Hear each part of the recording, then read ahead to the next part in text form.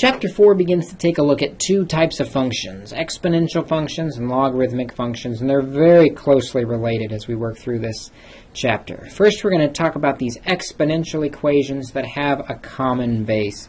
And the whole idea behind this common base is if we have something raised to an exponent equal to that something raised to an exponent, what we can conclude is that both of those exponents are equal. It's a product of the function being 1 to 1.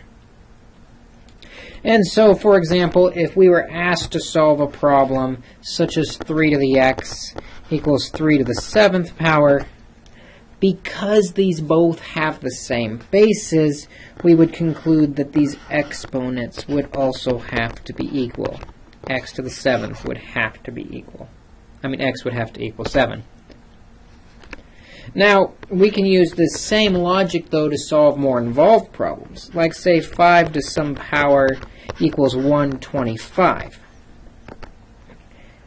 Again, we're going to make the conclusion that if we have the same base, the exponents must be equal. We just have to do work up front to get those bases to be equal. 125, for example, could be rewritten as 5 to the 3rd power. So 5 to the 3rd power is equal to 5 to the x, and now we say, hey, those exponents, x must equal 3. And sometimes all there is to find that 5 to the 3rd power is just start dividing out. 5 goes into 125 25 times, and into 5 times. So we get 5 to the 3rd power, just factoring out that number to see what we have to work with. And we can start to make these really fun with problems such as this. How about 8 to the x equals 16? Well, 8 we can factor out to its prime factorization, which is 2 cubed. All that's to the x. And 16 we can write out as its prime factorization of 2 to the 4th. Then we'll use our exponent properties to clear the fraction. Exponent properties tell us to multiply those exponents. So we have 2 to the 3x equals 2 to the 4th power, and then we conclude that those exponents must be equal because the bases are equal. So to solve for x, we just have to divide both sides by 3, and x must equal 4 thirds.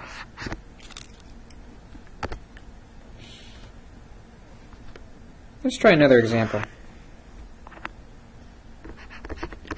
How about we have 81 to the x equals 3? Well, again, the 81 we would rewrite as 3 to the 4th power, always best to go down to prime factorization, is equal to 3 to the 1st power. Multiplying those exponents, we get 3 to the 4x equals 3 to the 1st, and if the bases are equal, the exponents must also be equal. 4x equals 1, and then solve by dividing both sides by 4. X here is equal to 1/4. And we can start to make these more interesting as those exponents become more interesting. Say, for example, we had 27 to the 2x plus 3 equals 9 to the 5x minus 1. Well, we could find the prime factorizations of both parts and find out that 27 is 3 to the 3rd power to the 2x plus 3 still is equal to 9 is 3 squared, which is still to the 5x minus 1 power. We need to multiply exponents, and as we do, I want to notice we don't just multiply the 3 by the 2, we multiply it by the entire exponent. So it has to distribute through as we do this, and so we get 3 times 2, which is 6x, plus 3 times 3, which is 9, equals 3 to the, distribute the 2 onto the entire exponent, 10x minus 2. And now if the bases are equal, the exponents must also be equal to each other. So we have 6x plus 9 equals 10x minus 2. And from there, it's just a simple linear equation. Subtract the 6x's, so they're all on one side. Add 2, so the numbers are all on the same side. And we have 11 equals 4x. Divide both sides by 4, and x equals 11 fourths.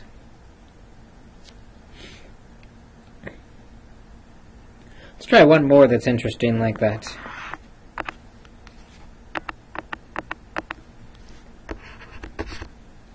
How about we do 3 to the 5 minus x equals 9 to the x squared plus 1. 3 already is a prime factorization, so I'm just going to write it as 3 to the 5 minus x, but 9 is 3 squared to the x squared plus 1. Multiply those exponents by distributing the 2 through. We get 3 to the 5 minus x equals 3 to the 2x squared plus 2. And now if the bases are equal, the exponents must also be equal. So we have 5 minus x is equal to 2x squared plus 2. This problem having both x's and x squareds in it, we need to get everything on one side, so we'll subtract 5 and add x. Subtract 5 and add x. It's going to give us 0 equals 2x squared plus x minus 3. And we can solve that by factoring 2x times x and a 3 and a 1. If the 1 was negative and the 3 was positive, it would be completely factored. And so we have solutions of x equals negative 3 halves or x equals 1 by setting each factor equal to 0. So that's kind of the big idea for today. If we can get the same base on both sides, we can set the exponents equal to each other. Now there's a few things that we're going to do to make these more interesting, but really it's just going to be variations on that same thing. One thing we can look at is the fact that negative exponents make fractions.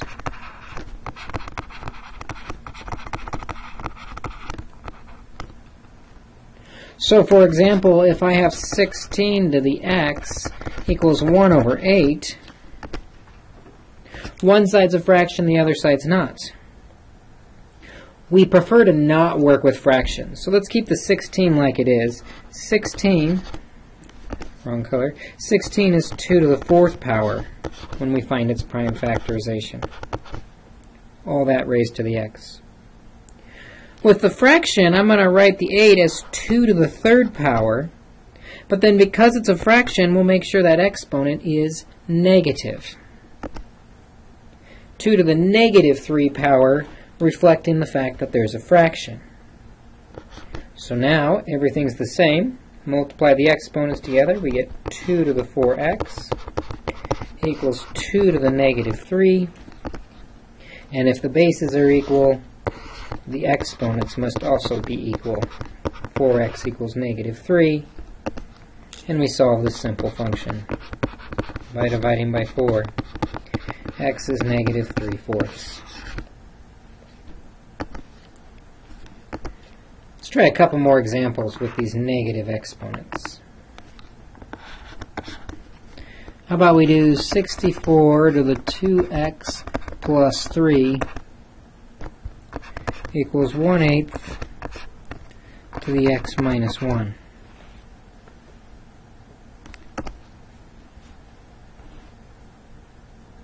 Well, 64, that's 2 to the 6th power, with the 2x plus 3 outside. 8 is 2 to the 3rd power, and to make it a fraction, 1 over 8, we need a negative exponent. And that's all to the x minus 1 power.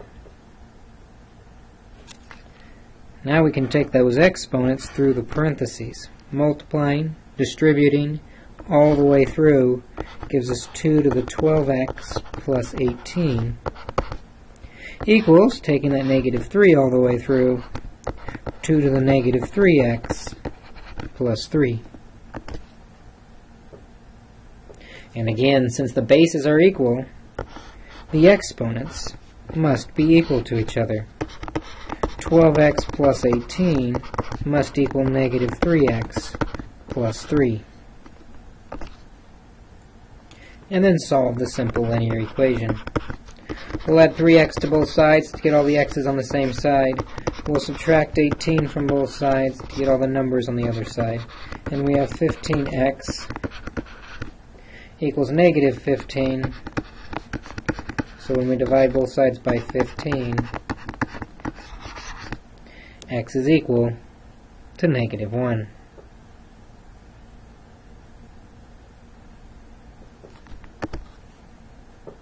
Let's do one last example with these fractions and negative exponents. How about we do 25 over 9 to the x equals 27 over 125.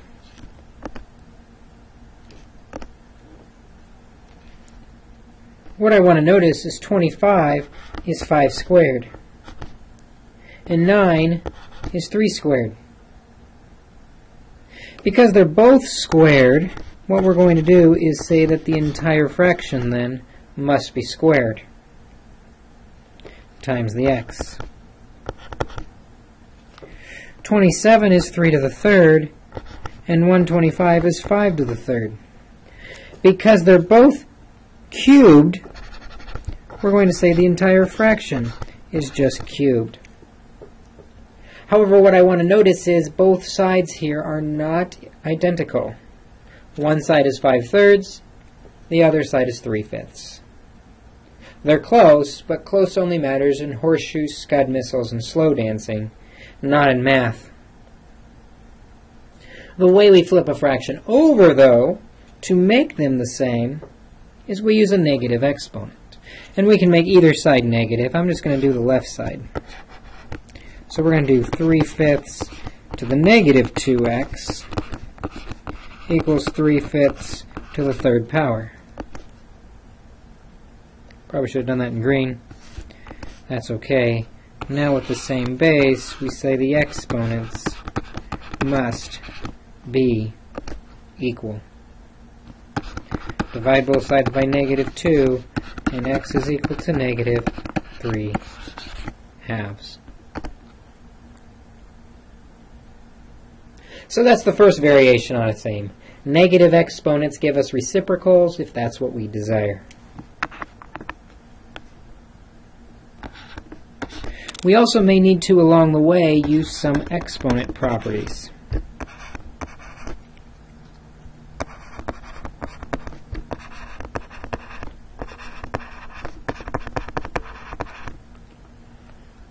For example, if we've got 5 to the x squared equals 25 to the x times 125.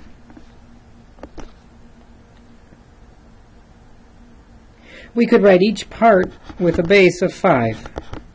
5 to the x squared equals 5 squared to the x times 5 to the third. And then we know to multiply our exponents together, so we have 5 to the x squared. Whoops. When I multiplied my exponents, I accidentally deleted.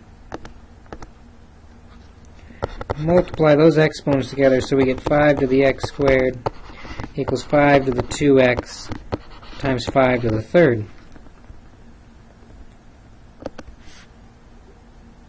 But we've got double 5 on the right side, and that's not going to work.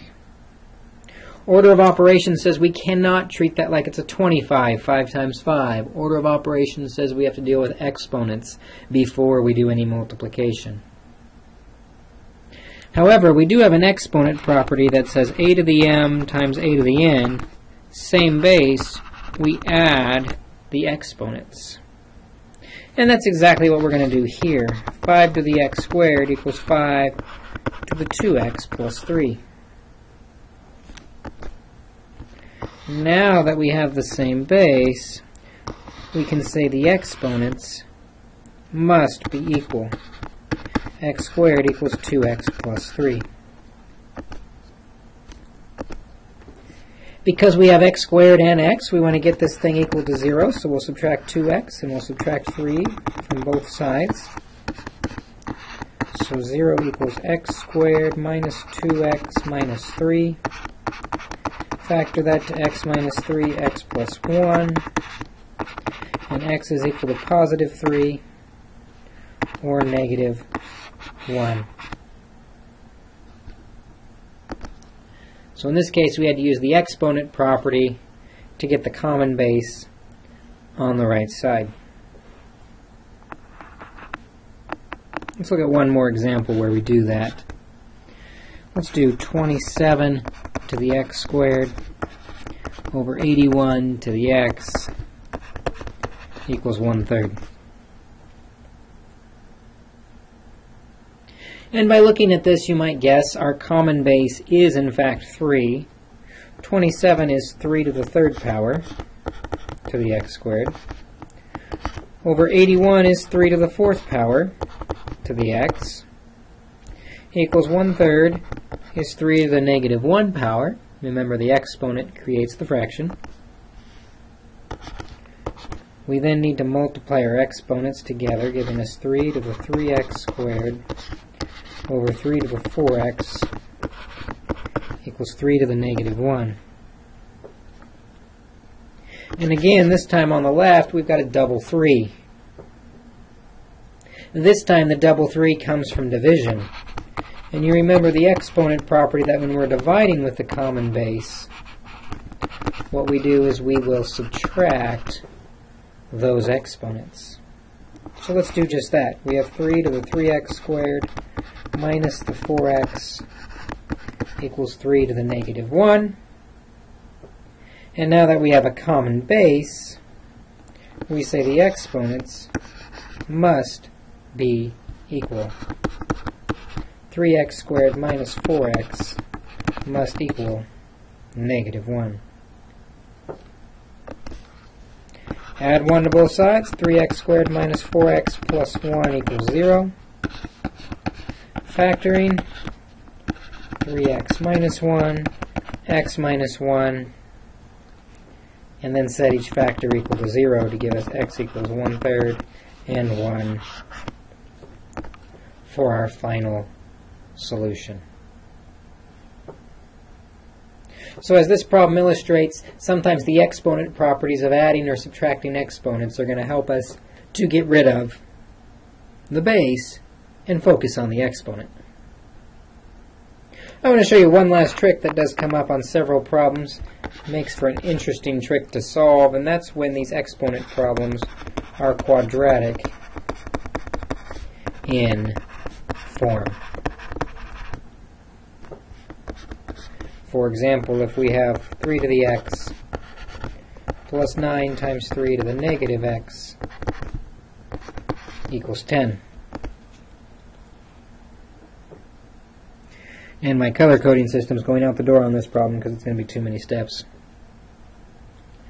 But what's interesting here is that 3 to the negative x can become a small fraction. 9 over 3 to the x equals 10. And then we know we can clear a fraction in an equation by multiplying by that common denominator. So what we're going to do is multiply each term by 3 to the x. 3 to the x. 3 to the x. And when we do, you notice that 3 to the x is there twice, so we have 3 to the x squared. Plus, we have a plus 9, equals 10 times 3 to the x. And if you think about this almost as a composition, as a function inside a function, the 3 to the x is our variable as we factor and solve this. Because we have a 3 to the x and a 3 to the x squared. So we'll subtract 10 times 3 to the x from both sides. And that gives us 3 to the x squared minus 10, 3 to the x's, plus 9 equals 0.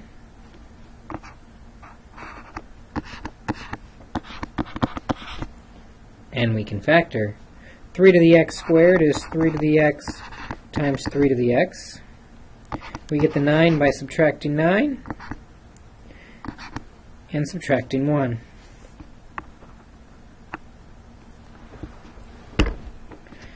So we end up with 3 to the x equals 9 when we add 9, or 3 to the x equals 1 when we add 1 to both sides.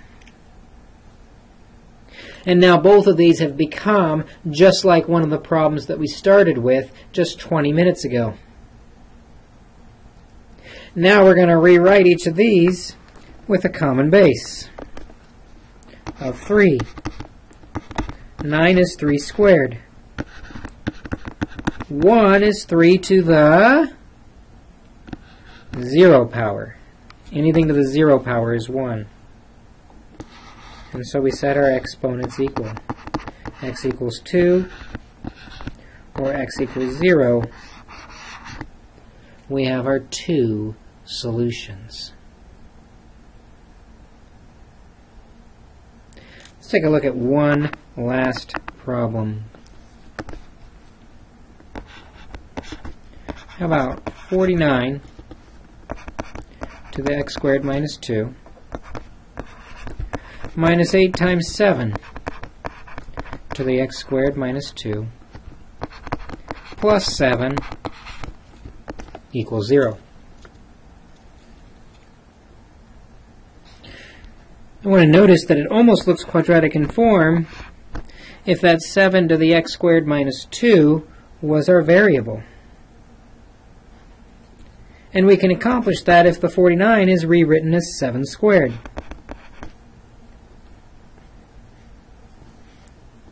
Let's write that, though, as 7 to the x squared minus 2, and we'll put the squared outside of parentheses, because the order of the multiplication won't matter. Minus 8 times 7 to the x squared minus 2 plus 7 equals 0. And then we can factor.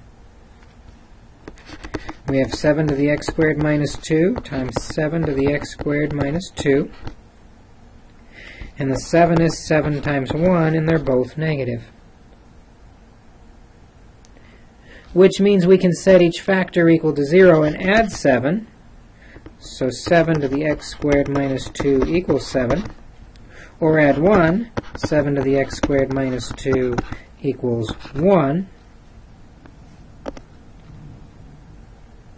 And rewrite each equation with a common base. The first one's easy. It's essentially done for us. That's 7 to the first power. The second one, 1 is 7 to the 0 power, because anything to the 0 power is 1. And so we can say the exponents must be equal. X squared minus 2 equals 1. Or x squared minus 2 equals 0, and solve each equation. First, by adding 2, we get x squared equals 3, or x squared equals 2.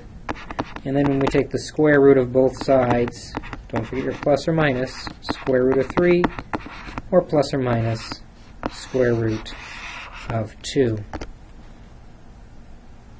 And we have our solutions.